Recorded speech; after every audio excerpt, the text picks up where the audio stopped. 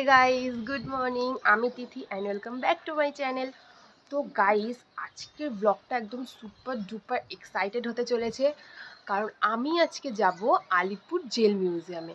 তো তোমরা আবার জেল শুনে ভেবো না যে জেলে যাব না, আগে ওখানে জেল ছিল কিন্তু এখন সেটা মিউজিয়ামে ওরা কনভার্ট করে দিয়েছে। তো আমি আজকে সেখানে যাব। তো তোমরা তো বুঝতেই পারছো যে ব্লগটা যে কতটা ইন্টারেস্টিং হতে চলেছে। তো বেশি কথা বলবো না, এমনিতেই রোদের মধ্যে তাকাতে পারছি না। তো আমি রেডি হয়ে বেরিয়ে তারপর তোমাদের সাথে কথা বলছি। তো তোমরা ব্লগটা শেষ পর্যন্ত দেখতে থাকো।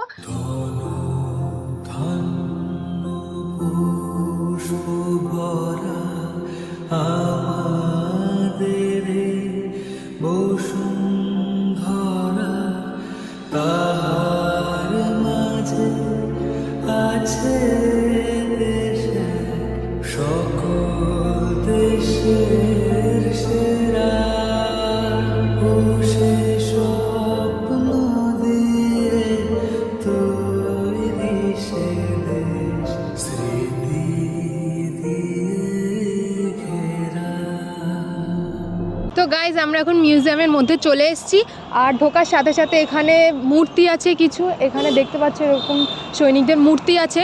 আর তাছাড়া এই দিকটাতে আছে পার্কিং লট, ঠিক আছে, এই দিকটাতে আছে পার্কিং লট। আর এই দিকটাতে মানে গাড়ি রাখার প্রাইসটা বলছে যদি 2 হুইলার হয় তাহলে 10 টাকা নেবে, যদি 4 হুইলার তাহলে 20 টাকা, আর যদি 6 হুইলার হয় তাহলে কত 50 টাকা। আর তাছাড়া এখানে সামনেই আছে কফি হাউস, ঢুকতেই প্রথমে গেটের সামনেই আছে কফি হাউস। আর এই দিকটাতে পুরো এরকম ভিউটা আসবে, তোমরা যদি ফার্স্টে ঢুকতেই এরকম দেখতে পাবে। আর ওখানে আছে টিকিট কাউন্টার, ওখানে গিয়ে টিকিটটা কাটি, তারপরে গিয়ে ভিতরে গিয়ে তারপর তোমাদের সাথে দেখা হচ্ছে।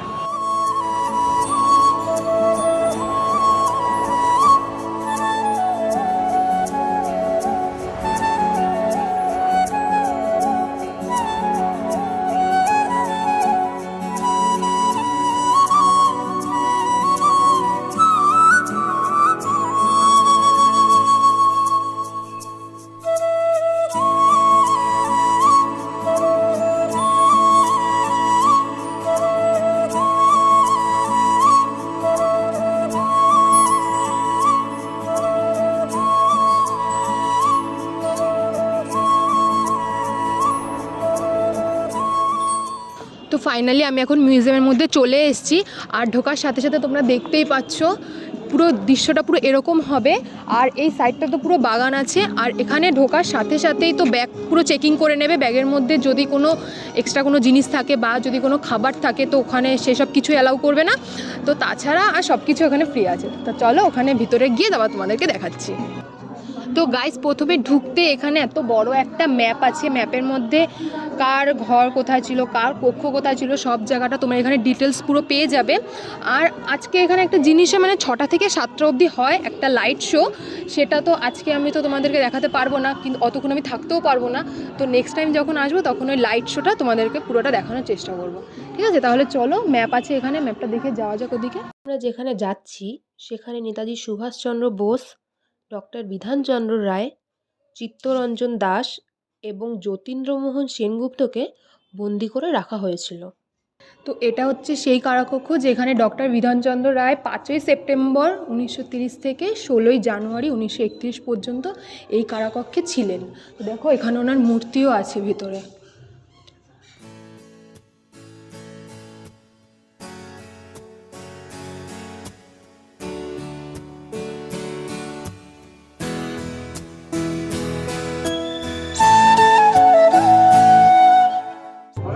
তো এই কারাকক্ষতে ছিল নেতাজি সুভাষচন্দ্র। এখানে লেখা আছে দেখো 23শে জানুয়ারি থেকে 23শে সেপ্টেম্বর অবধি উনি এই কারাকক্ষতে ছিলেন। তো ওনার এখানে আর একটা মূর্তি আছে ভিতরে।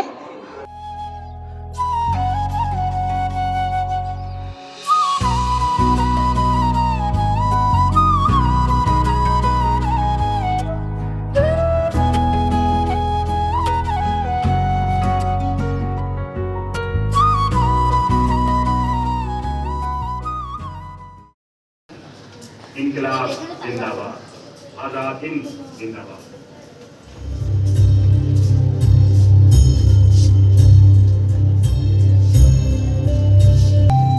এই কারাকক্ষের মধ্যে নেতাজি সুভাষচন্দ্র বসুকে আটকে রাখা হয়েছিল। আর এখানে যে একটা তক্তার মধ্যে এখানে পাতানো আছে সেইখানটা নেতাজির একটা বই আছে, নেতাজির চশমাটা আছে, আর নেতাজি কিসে খাবার খেতেন সেই থালাটাও এখানে রাখা আছে।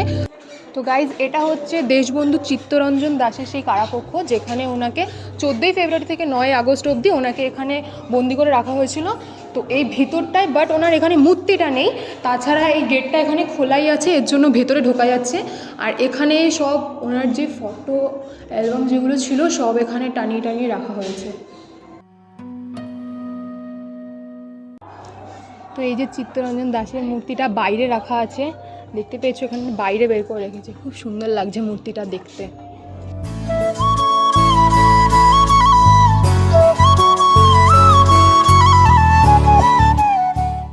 তো গাইজ এখানে যেই বেস্ট জায়গাটা যেটা হচ্ছে সবাইকে ফাঁসি দেওয়া হতো, যে ফাঁসির মঞ্চ, সেখানটা আমি যাচ্ছি। তোমরা এটা যেটা দেখতে পাচ্ছ সেটা হচ্ছে শহীদদের নামের তালিকা। এখানে শহীদদের নাম ও ডেট সমেত সব কিছু লেখা আছে। তো গাইজ আমি এখন মিউজিয়ামে সেই মেন জায়গাটায় চলে এসেছি, যেটা হচ্ছে ফাঁসির মঞ্চ। এখানে আমাদের সেই বিপ্লবীদের ফাঁসি দেওয়া হতো। তো এখানটা মানে এতটা সুন্দর জায়গা, এখানটা আমার তো দেখে এখন গায়ে কাটা দিয়ে যাচ্ছে। খুব একটা ভয়ের ব্যাপার আছে এই জায়গাটা, রাত্রিবেলা আসলে তো আরও প্রচুর ভয় লাগতে পারে তোমাদের। তো তোমরা যদি সাহসী হয়ে থাকো তাহলে তোমরা এখানে রাত্রিবেলা আসো, বাট এখানে তো সকালবেলায় এসে আমার গায়ে একদম পুরো কাটা দিয়ে উঠছে, কি বলবো। আর এতটা সুন্দর লাগছে জায়গাটা। আমি হাসি হাসি পরব ফাঁসি, দেখবে ভারতবাসী, একবার বিদায় দেওয়া ঘুরে আসি। তো গাইজ এটাই হচ্ছে সেই মেন জায়গা, সেই ফাঁসির মঞ্চ যেখানে বিপ্লবীদের মধ্যে ফাঁসি দেওয়া হতো। আর এখানটা যে দড়িগুলো যে ঝোলানো আছে, সেই দড়িগুলো মানে নকল দড়ি, যে অরিজিনাল যে দড়িগুলো ছিল সেগুলো সব ওরা সাইড করে রেখে দিয়েছে, সেগুলো এখানে দেয়নি, এখানে নকল দড়িগুলো দিয়েছে, সব নতুন দড়ি, বুঝতেই পারছো। আর এখানে যেই জায়গাটাতে আছে ওখানটায় ফাঁসিটা দিয়ে বিপ্লবীদের নিচ থেকে নিচে ফেলে দেওয়া হতো, আর এই জায়গাটা থেকে ওদেরকে বার করে নেওয়া হতো, মানে ওখান থেকে ফেলে দিয়ে ফাঁসি দিয়ে এখান থেকে বার করে নিত। তারপরে বিপ্লবীদের ওখানে 2 ঘন্টা ফাঁসি দেওয়ার পর ওদের ওখানে ঝুলিয়ে রেখে দিত। রেখে দেওয়ার পরে এখানে যে সিঁড়ি টাইপের আছে, এখান থেকে সিঁড়ি দিয়ে ভিতরে ঢুকে বডিগুলোকে বার করে নেওয়া হতো। এবং বার করে নেওয়ার পরে এই যে আমাদের পিছনে যে আছে, এটা হচ্ছে পোস্টমর্টম রুম। ওখানে যে ব্রিটিশ যে ডক্টররা ছিল তারা বিপ্লবীদেরকে নিয়ে পোস্টমর্টম করে দেখতো যে বডিটা আসলে কি মারা গেছে নাকি আদৌ মারা যায়নি। ঠিক আছে, তো চলো আমি এখন পোস্টমর্টম রুমের ভিতরে যাচ্ছি।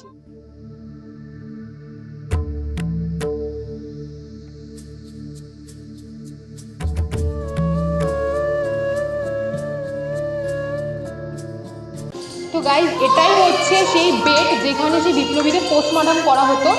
এখানে 2টো বেড আছে, কারণ দুজনকে একেবারে ফাঁসি দেওয়া হতো, এর জন্য তাই এখানে 2টো বেড রেখেছে। আর তাছাড়া এখানে একটা নালি টাইপের আছে, যেখানে পোস্টমর্টম করার পরে যে রক্ত বা যে জিনিসগুলো যেগুলো বেরোতো সেগুলো নালি দিয়ে বাইরের দিকে বেরিয়ে যেত, তার জন্য এখানে নালিটা বানানো হয়েছে। আর এখানে আছে 2টো বেড, আর এখানে আছে একটা বেসিন। ঠিক আছে, দেখতে হতো, দেখো হাতে চাবুক নিয়ে দাঁড়িয়ে আছে জেলের বাইরে, এভাবে দাঁড়িয়ে যে গার্ডটা যেভাবে থাকতো পুরো সেম ভাবে এখানে জাস্ট একটা মূর্তিটাকে ঘুরে আসি।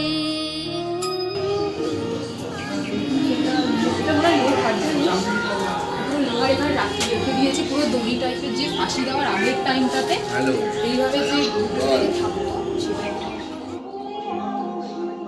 তো গাইজ যেখানে ফাঁসি দেওয়া হতো, ফাঁসির মঞ্চ, তার ঠিক অপোজিট দিকে মানে এরকম অনেকগুলো রুম ছিল যেখানে আমাদের বিপ্লবীদের রাখা হতো, এবং ওখান থেকে ওদের দেখানো হতো যে কিভাবে ফাঁসিটা দেওয়া হয়।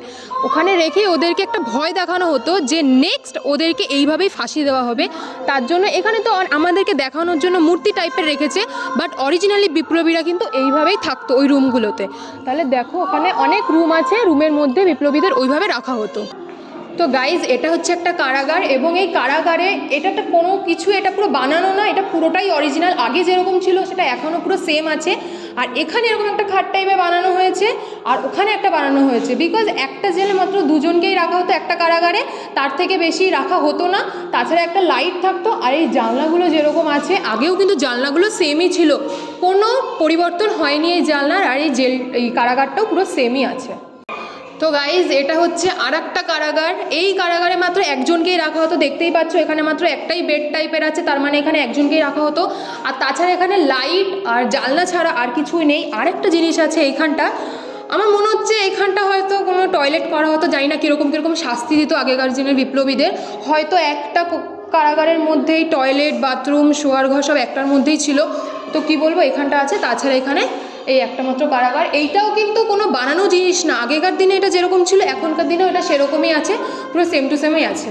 তো গাইজ, এই সেলটার মধ্যে জওহরলাল নেহেরুর একটা, আমাদের যেমন কয়েন হয়, কয়েনের মধ্যে যেমন গান্ধীজির মূর্তি হয়, কিন্তু এই কয়েনটা এরকম একটা বড় একটা কয়েন টাইপের, এর মধ্যে জওহরলাল নেহেরুর নাম লেখা আছে চারপাশ থেকে, হিন্দিতে আছে, ইংলিশে আছে, আর তাছাড়া জওহরলাল নেহেরুর একটা মূর্তি আছে, মূর্তিটা একটা তৈরি করা, আর এই পুরো কয়েনের মতো যে গোলটা আছে এই গোলটাও পুরো তৈরি করা, এটা পুরো বানানো, এখানে এটা রাখা আছে। আর তাছাড়া জওহরলাল নেহেরুর অনেক পোস্টার রাখা আছে, আর এই পুরোটা হচ্ছে গোটাটা একটাই সেল যেখানে জওহরলাল নেহেরু থাকতেন।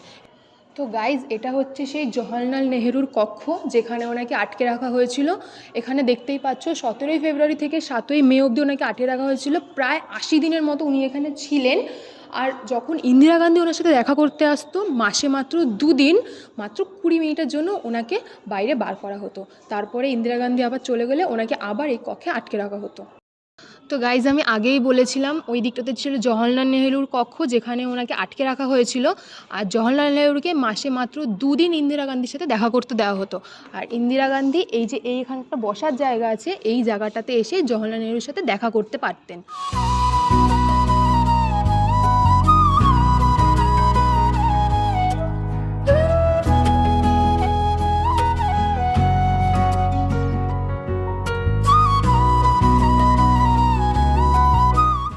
তো গাইজ, এটাই হচ্ছে মিউজিয়ামের সেই সেমিনার লাইব্রেরি। তো ভিতরে গিয়ে তো বেশি কথা বলা যাবে না, কারণ ভিতরে তো কথা বলা বারণ আছে। তো আমি ভিতরে গিয়ে সব কিছু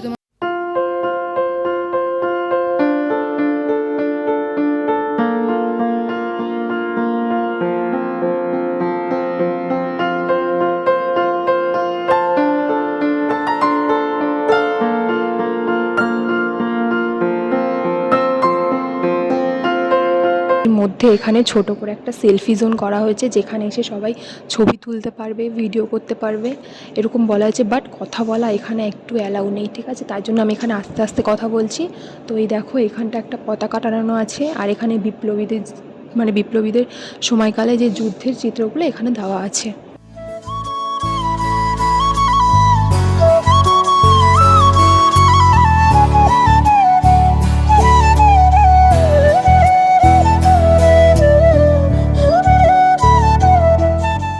মিউজিয়ামের মধ্যে আমাদের মুখ্যমন্ত্রীর একটা বড় একটা পোস্টার লাগানো আছে, আর তাছাড়া উনি যে সমস্ত বই লিখেছেন এখানে সব বইগুলো এখানে আছে, তোমরা দেখতে পাচ্ছ। এই যে একটা বই আছে, তো বইটা পড়লাম, বইটা পড়ে খুবই ভালো লাগলো। এখানে আরও অনেক বই আছে যেগুলো উনি লিখেছেন। তো গাইজ, এই মিউজিয়ামে এসে তোমাদের কেমন লাগলো, পুরো মিউজিয়ামটা ঘুরে, লাইব্রেরিটা ঘুরে তোমাদের কেমন লাগলো সেটা তোমাদের নিজের পার্সোনাল এক্সপিরিয়েন্স তোমরা একটা চিটে এরকম লিখে তো তোমরা এখানে লাগিয়ে রাখতে পারো। তো দেখো, সবাই সবার বক্তব্য এখানে সবাই লিখে রেখেছে, সবাই নিজেদের কেমন এক্সপিরিয়েন্স হয়েছে, কেমন লেগেছে, সেই সব কিছু এখানে তারা লিখে রেখেছে।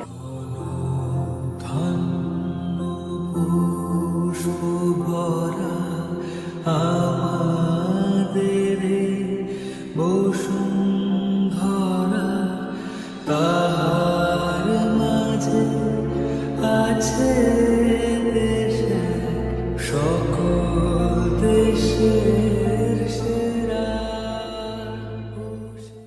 সো গাইজ, এই জেলে আমাদের যে বিপ্লবীরা যে বন্দী ছিল, সেই বন্দীদের ইংরেজরা যে নানা রকমের শাস্তি দিত, নানা রকমের কাজ করাতো সেগুলো।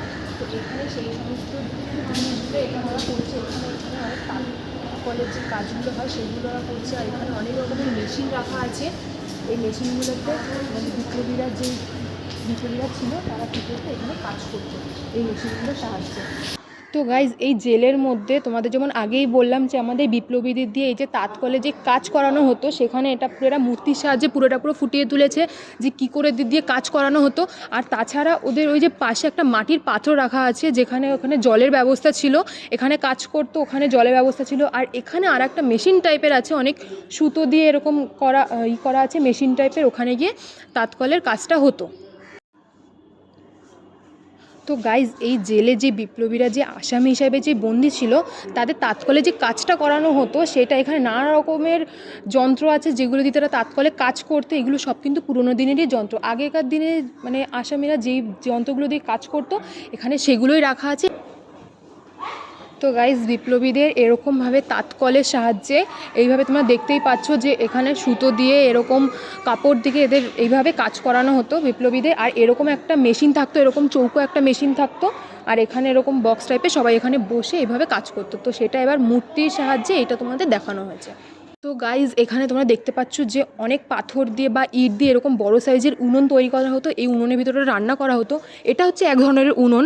আর তাছাড়া এখানে মাটি দিয়ে উনুন বানানো হতো, উনুনটা অনেকটা বড় সাইজের এবং অনেকটা গভীর। এখানে কাঠ দিয়ে বড় সাইজের উনুন বানিয়ে সেখানে ওরা রান্না করতো। আর ওখানে যে চৌবাচ্চাটা আছে সেখানটা ওরা ওখানে জল ভরে রাখতো, আর এই উনুনের মধ্যে রান্না করা হতো। আর তাছাড়া এখানে অনেক জায়গা আছে এরকম ঘেরা দেওয়া, এখানে অনেক নানা রকমের কাজবাজ করা হতো।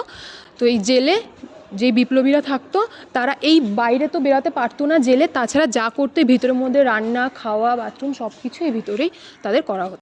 তো গাইজ আমার তো এখানে এসে খুবই ভালো লেগেছে, মানে এই জায়গাটাতে আসলেই মানে এত ভালো লাগে। আর তাছাড়া তোমাদের বাড়িতে যেই ছোট ভাই বোন আছে তাদেরকে এখানে আনতে পারো, এখানে অনেক কিছু দেখার জিনিস আছে, অনেক কিছু শেখার জিনিস আছে, কোন বিপ্লবী কবে মারা গেছে, কোন জেলে ছিল, এখানে সব কিছু মানে একদম ডিটেলসে দিয়ে দিয়েছে, খুবই সুন্দর লাগছে। আর তাছাড়া এই জায়গাটা তো বাইরের উপরের কক্ষগুলো তো আমি তোমাদের দেখিয়ে দিয়েছি ঠিক মতো। আর এটা একটা সুন্দর মাঠ, এখানে বসার অনেক জায়গা আছে।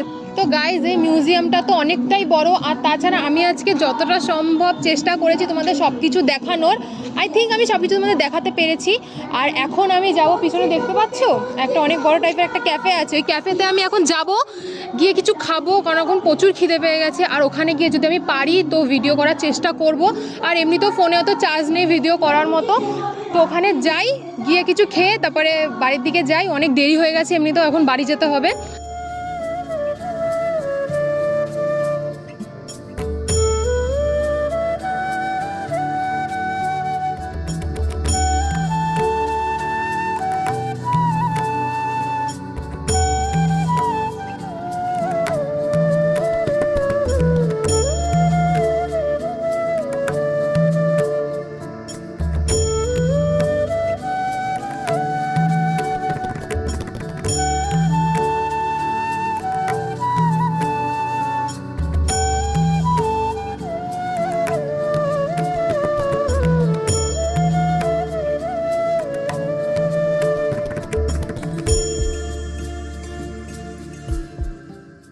ব্লগটা কন্টিনিউ করতে পারিনি জাস্ট বিকজ আমি তোমাদেরকে বলেছিলাম যে আমার ফোনে চার্জ ছিল না, আর বাড়ি এসে ঠিকমতো ব্লগটা কন্টিনিউ করা হয়নি।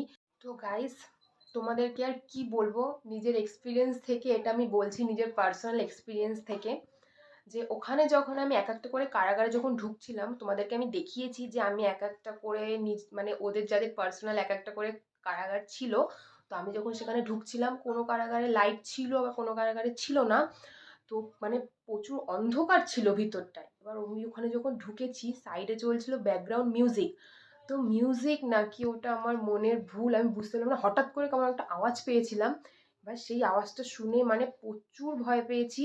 আর তাছাড়া তো গা হাত পুরো কাটা দিয়ে উঠেছে, মানে কি বলবো, তাড়াতাড়ি তো ওখান থেকে বেরিয়ে গেছি। মানে সিরিয়াসলি বলছি যে ওটা কি আমার নিজের ভুল নাকি কোনো মিউজিকের আওয়াজ আমি বুঝতে পারলাম না। তো ওখানে তো অনেক ফাঁসি দেওয়া হতো, তারপরে পোস্টমর্টম রুম ছিল, তো সব কিছুই তো দেখালাম।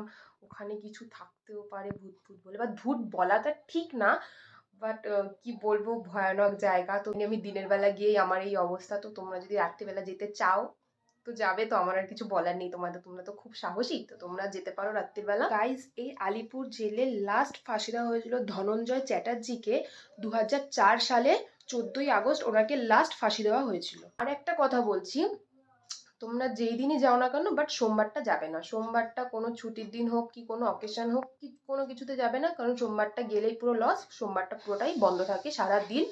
আমি তোমাদের সাজেস্ট করবো যে সবাইকে নিয়ে ওখানে যাও, ওখানে গেলে একটা অন্যরকমই একটা ফিলিংস আসবে, একটা তৃপ্তি আসবে, যে ওখানে এত জিনিস দেখার, যে আমাদের বিপ্লবীরা কি কি করেছে, কেমনভাবে থাকতো, তাদেরকে কীরকমভাবে অত্যাচার করা হতো, সব জিনিস ওখানে ভালো মতোভাবে ওরা মূর্তি হিসাবে দেখি। আজকের ব্লগটা এইটুকুই, যদি তোমাদের এই ব্লগটা ভালো লাগে তাহলে লাইক করবে, কমেন্ট করবে, শেয়ার করবে আর সাবস্ক্রাইব করবে। তো তাড়াতাড়ি সাবস্ক্রাইব করে নাও। আর আমার ইনস্টাগ্রাম আর ফেসবুকের লিঙ্ক আমি ডেসক্রিপশনে দিয়ে দেবো, তোমরা চাইলে সেখানে আমাকে ফলো করতে পারো, মেসেজ করতে পারো, আমি রিপ্লাই করবো। দেখা হচ্ছে তোমাদের সাথে নেক্সট ব্লগে, ততক্ষণের জন্য টাটা।